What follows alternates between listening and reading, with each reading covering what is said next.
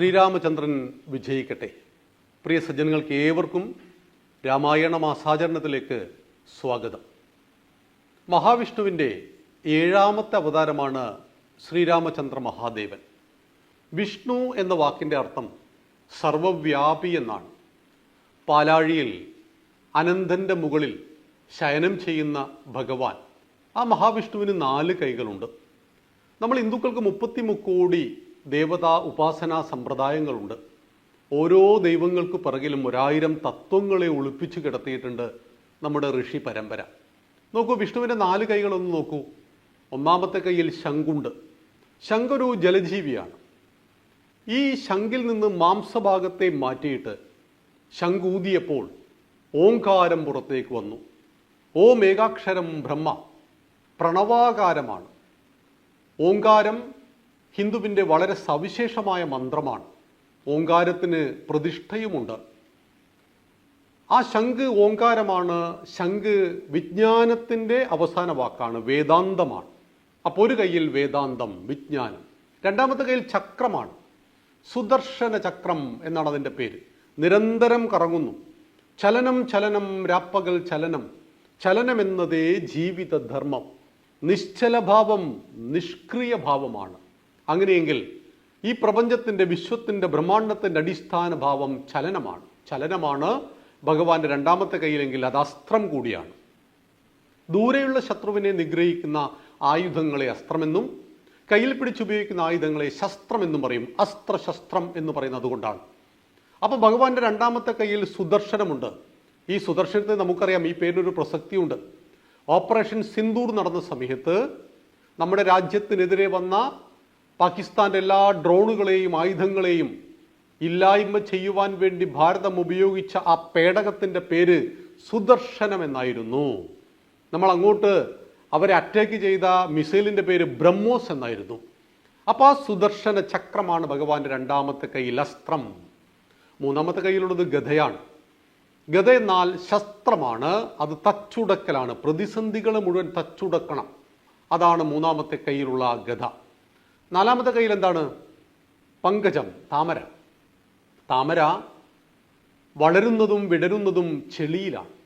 പക്ഷെ ചെളിയുടെ യാതൊരു ദുർഗുണങ്ങളും താമരയെ സ്പർശിക്കുന്നില്ല. ചെളിയിൽ വളരുമ്പോഴും പൂജാപുഷ്പങ്ങളിൽ ഒന്നാമൻ താമരയാകുന്നു. അത് വലിയൊരു പ്രതീകമാണ്.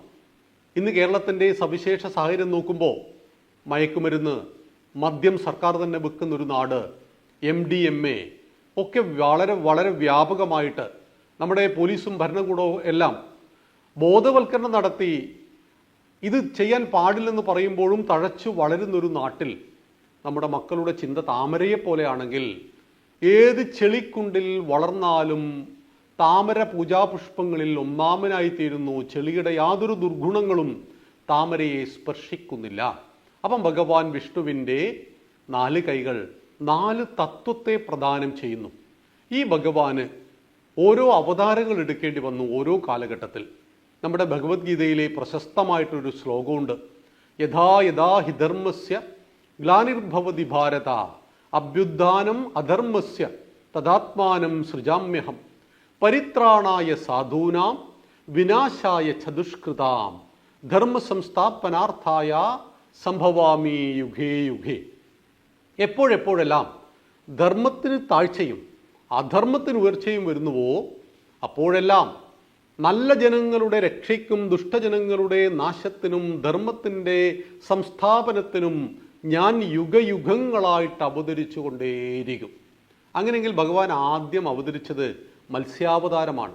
മത്സ്യകൂർമ്മ വരാഹശ്ച നരസിംഹോ ഇതി വാമന രാമോ രാമരാമശ്ച കൃഷ്ണ കൽക്കി ഇതി ദേ ദശ എന്ന് പറയുമ്പോൾ ഭഗവാന്റെ 1ാമത്തെ അവതാരം മത്സ്യം. ബ്രഹ്മാവിൻ്റെ കയ്യിൽ നിന്ന് ഹയഗ്രീവൻ വേദത്തെ മോഷ്ടിച്ച് സാഗരത്തിൻ്റെ അടിയിൽ ചെന്നൊളിച്ചപ്പോൾ ഹയഗ്രീവനെ നിഗ്രഹിച്ച് വേദത്തെ വീണ്ടെടുക്കുവാൻ ഭഗവാൻ മത്സ്യാവതാരം പൂണ്ടു. അപ്പം വേദം എന്ന അറിവ്, ഈ അറിവ് അസുരൻ്റെ കയ്യിൽ കിട്ടിയാൽ എന്താ കുഴപ്പം? നോക്കൂ, അണുബോംബ് നിർമ്മിക്കുക, അത് സൂക്ഷിക്കുക, ആവശ്യമെങ്കിൽ ഉപയോഗിക്കുക, ഇത് നമ്മുടെ ഭാരതത്തിനറിയാം. ഇത് പാകിസ്ഥാനും അറിയാം. പാകിസ്ഥാന്റെ കയ്യിലെ അണുബോംബ് ഭീകരന്റെ കയ്യിൽ വന്നുപെട്ടാലോ? അതൊരു വലിയ അറിവാണ്. അണുബോംബ് ഉണ്ടാക്കലും കൈകാര്യം ചെയ്യലും അത് വിക്ഷേപിക്കലും വലിയ അറിവാണ്. ഇതൊരു ഭീകരന്റെ കയ്യിൽപ്പെട്ടാലോ? അത് ലോകത്തിന്റെ സർവനാശത്തിന് കാരണമാകും.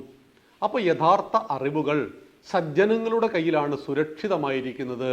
അത് ദുർജനങ്ങളുടെ കയ്യിൽ അത് ലോകത്തിന് ഭീഷണിയായി തീരും. അതുകൊണ്ട് ഹയഗ്രീവനെ നിഗ്രഹിച്ച് ഭഗവാൻ വേദത്തെ വീണ്ടെടുത്തു. അതാണ് മത്സ്യാവതാരം. രണ്ടാമത്തേത് കൂർമ്മമാണ്, ആമ.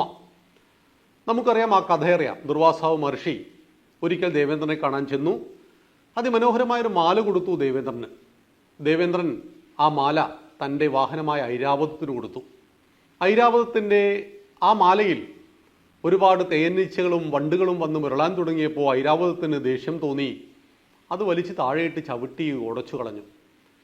സ്നാനം കഴിഞ്ഞ് തിരിച്ചു വരികയായിരുന്ന മഹർഷി കണ്ടുകോപിച്ചു. ഉടനെ ശപിച്ചു കളഞ്ഞു, ദേവന്മാർക്ക് ജരാനര ബാധിച്ചു പോകട്ടെ. നിത്യ യൗവനധാരികളായ ദേവന്മാർ മുഴുവൻ വയസ്സന്മാരായിപ്പോയി. ശാപമോക്ഷത്തിനു വേണ്ടി മഹർഷിയുടെ പാദങ്ങളിൽ വീണ് നമസ്കരിച്ചപ്പോൾ മഹർഷി പറഞ്ഞു കൊടുത്തു, ശാപം പിൻവലിക്കാൻ സാധ്യമല്ല, ശാപമോക്ഷം നൽകാം, പാലാഴി കടഞ്ഞിട്ട് അമൃത് കുടിച്ചാൽ മതിയെന്ന്.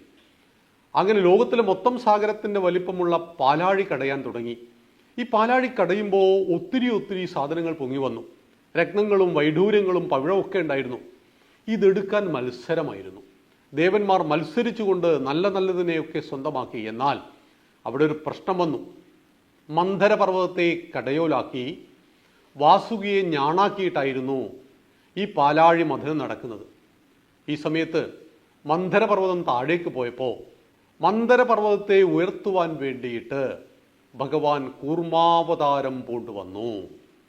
അതായത് ദേവന്മാരുടെ രക്ഷയാണ് ലോകത്തിൻ്റെ രക്ഷ. ദേവന്മാർ ഇല്ലാതായാൽ സമസ്ത ലോകവും ഇല്ലാതാകും. ആയതുകൊണ്ട് ദേവന്മാർക്ക് യൗവനം തിരിച്ചു കിട്ടുവാൻ വേണ്ടി കിട്ടേണ്ട അമൃത് വീണ്ടെടുക്കുവാനുള്ള പരിശ്രമത്തിനിടയിൽ താഴേക്ക് പതിച്ചു പോയ മന്ധരപർവ്വതത്തെ ഉയർത്തുവാൻ വേണ്ടി ഭഗവാൻ കൂർമാവതാരം പൂണ്ടെങ്കിൽ മറ്റൊരു പ്രശ്നമുണ്ടായി. വാസുകിയുടെ വായിൽ നിന്ന് അത്യുഗ്രമായ കാളകൂട വിഷം പുറത്തേക്കു ചാടി. രത്നവും പവിഴവും മുത്തും വന്നപ്പോൾ ഓടിയെടുത്ത ദേവന്മാരിൽ പലരും ഇത് കണ്ടപ്പോൾ ഓടിക്കളഞ്ഞു. ഈ കാളകൂട വിഷം താഴേക്ക് വീണാൽ 14 ലോകങ്ങളും വെണ്ണീറായി പോകും. ആരേറ്റെടുക്കും? പ്രശ്നം വന്നപ്പോൾ ഏറ്റെടുക്കാൻ ആളില്ല, സന്തോഷം വന്നപ്പോൾ ഏറ്റെടുക്കാൻ ആളുണ്ട്, പ്രശ്നം ആർക്കും വേണ്ട. അതുകൊണ്ടാണ് ഒരു ദേവനെ നമ്മൾ മഹാദേവൻ എന്ന് വിളിക്കുന്നത്. തൻ്റെ 2 കൈകളും കാണിച്ചു കൊടുത്തു പരമേശ്വരൻ. 2 കൈകളിലേക്ക് വാങ്ങിയ കാളകൂട വിഷത്തെ അദ്ദേഹം പാനം ചെയ്തു. ഞാൻ മരിച്ചാലും കുഴപ്പമില്ല, ലോകത്തിനൊന്നും സംഭവിക്കരുത്. സമസ്ത ലോകഹിതാർത്ഥം ജീവൻ പ്രാണൻ ത്യജിക്കുവാൻ തയ്യാറായി ഭഗവാൻ. ഭഗവാന്റെ കണ്ടത്തിൽ അമർത്തിപ്പിടിച്ചു പാർവതീദേവി വിഷമുള്ളിലേക്ക് ഇറങ്ങാതിരിക്കാൻ. ഭഗവാന്റെ വാ പൊത്തിപ്പിടിച്ചു മഹാവിഷ്ണു. അങ്ങനെ ഭഗവാൻ നീലകണ്ഠനായി എന്നൊരു